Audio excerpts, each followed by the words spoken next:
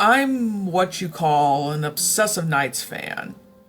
Nights into Dreams, for those not in the known, is a game for the Sega Saturn that was created by Sonic Team.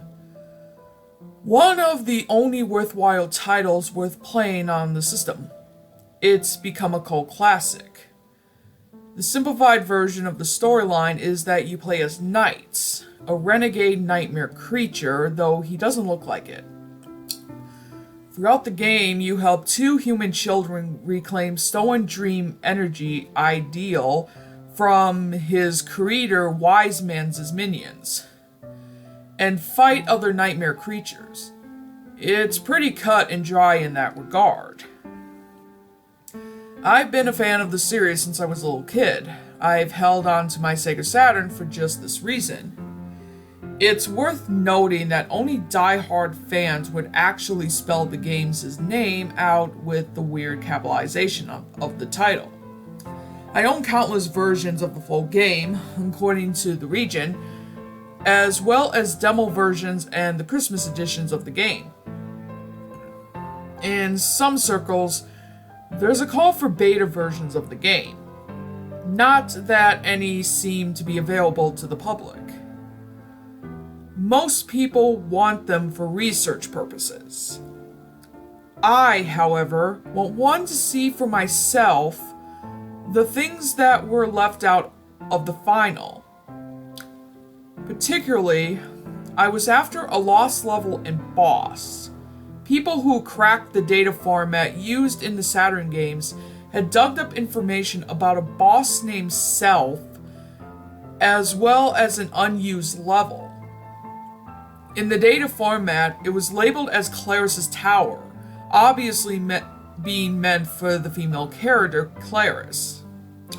There are 7 levels total in the entire game, the 7th being shared by both characters at the end of the game, and playing exactly the same for both aside from the different character models.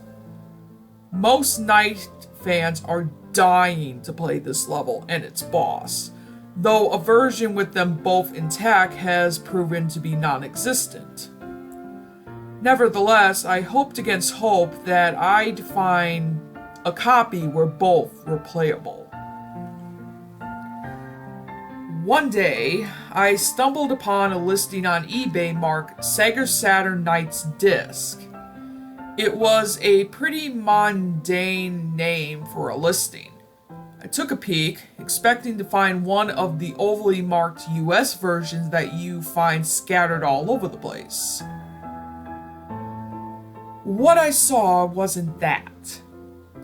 The photos on the listing show that it was a gold CDR disc with the word Nights marked on it on marker. Underneath of it, what appeared to be katakana, or at least I think it was. I haven't taken a Japanese course in 5 years.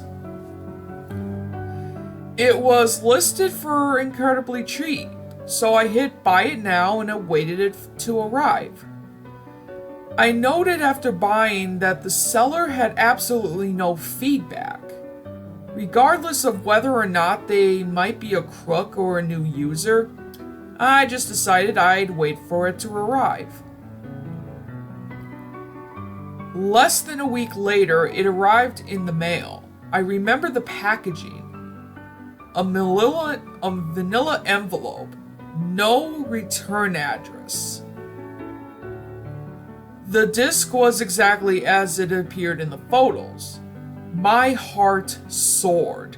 I quickly confirmed that it booted it a bit to a slightly different title screen than the original, and went to leave feedback for the seller.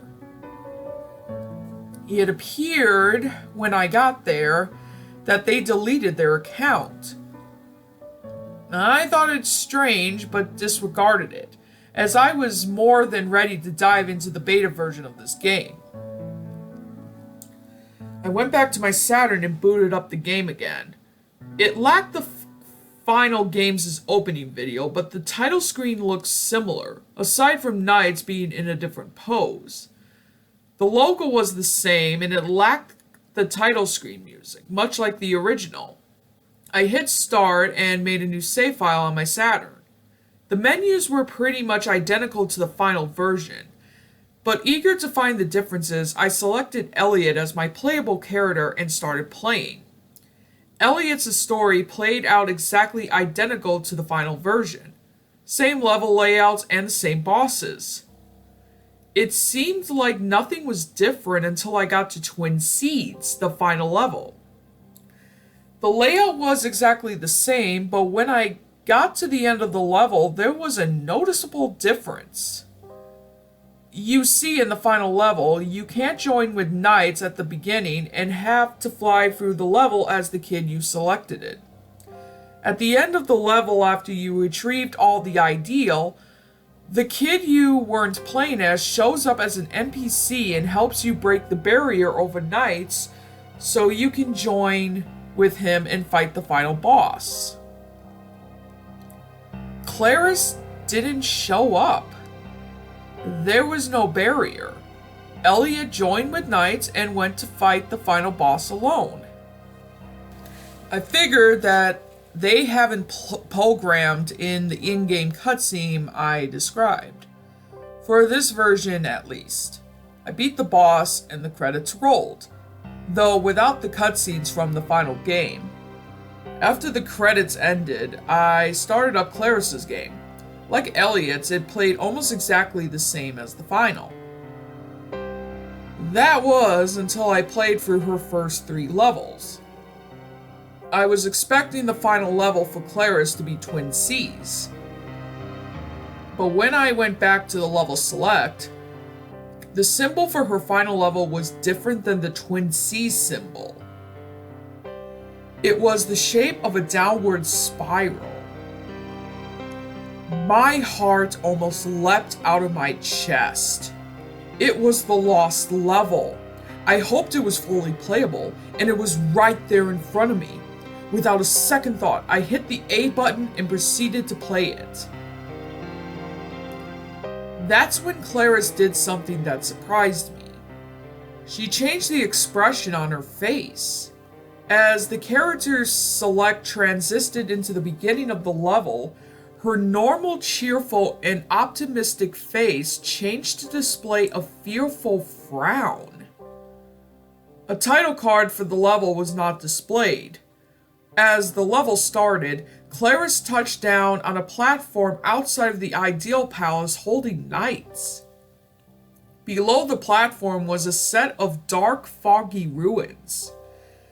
They seemed to make the shape of a spiral going downward.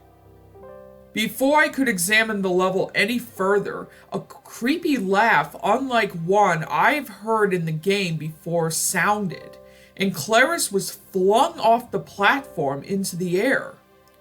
She floated there, suspended, as the platform holding knights and the Ideal Palace plummeted into the dark depths below. There was no music, only silence. Claris's character model clutched herself in a fetal position and floated shivering in the air for a moment. It was then that I regained control over her. There was no time limit in this level. You merely just flew down the spiral towards the bottom. As she flew further down, the creepy laugh from before started up again. It grew more intense the deeper you flew. At points, I could make out speech. It would say things like, "God has abandoned you," or "There is no delight in dreams, only sweet death." Morbid, terrible things. I began to hear crying. After a short while, I realized it was Claris. This continued on for what felt like hours. When I got to the bottom, there was a small transition. Claris touched down in a spotlight area in the middle of a black nothing.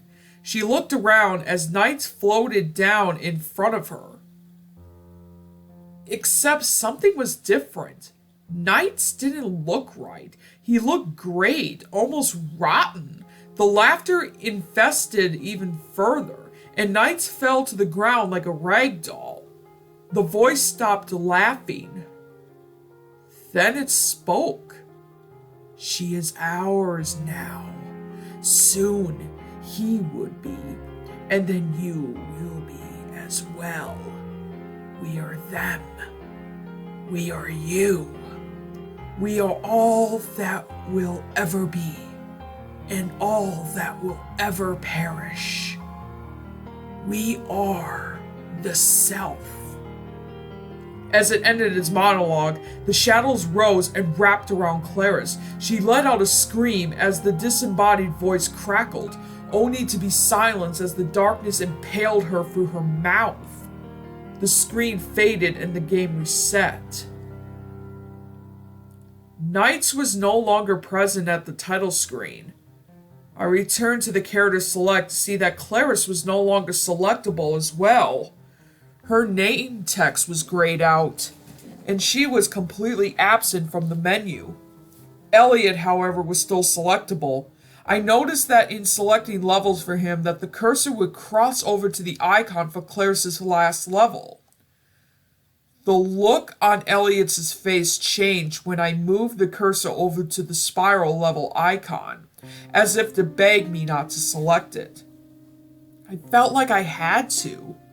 Almost like I had to go back for Clarice.